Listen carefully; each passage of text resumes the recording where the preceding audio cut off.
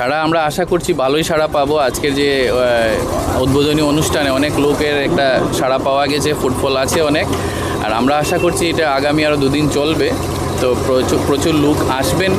আমি আপনাদেরকেও অনুরোধ করছি আপনারা প্রচার মাধ্যমে লোকদেরকে সেটা বার্তাটা পৌঁছে দেবেন। যেহেতু এমসিসি চলছে এখন, ইলেকশন এখন আমাদের ওভার হয়নি, তো এমসিসি ইজ ইন ফোর্স। তো আমরা বেশি করে পাবলিসিটি সেটা একটু আমাদের প্রটোকল মেনে করতে হচ্ছে। তাছাড়াও আমরা আমাদের যে এক্সিস্টিং নেটওয়ার্কটা আছে, আমাদের সিএলএফ, এসএসজি, বিও বা আমাদের যারা জিপি লেভেলে যারা আছেন কর্মকর্তারা, ওদেরকে দিয়ে আমরা একটা প্রত্যেকে যাতে করে, বা আমাদের ডিআইপিআরও ওদেরকে দিয়ে আমরা মাইকিং করার চেষ্টা করেছি বা করছি। আশা করছি প্রচুর লোক আসবেন, সেই মেলাটা উপভোগ করবেন।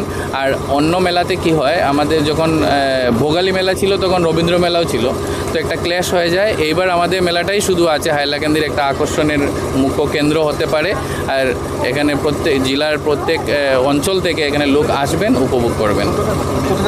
সেখানে 30টা স্টল আছে আমাদের, বিভিন্ন ডিপার্টমেন্ট থেকেও পার্টিসিপেট করেছে। আমাদের কেবিকে, ডিআইসিসি, এগ্রিকালচার, হ্যান্ডলুম, ওই ডিপার্টমেন্টগুলো থেকেও পার্টিসিপেট করেছে একটা স্টল দিয়ে। আর আমার বাকিগুলো স্টল আমাদের এসএসজি থেকেই আছে।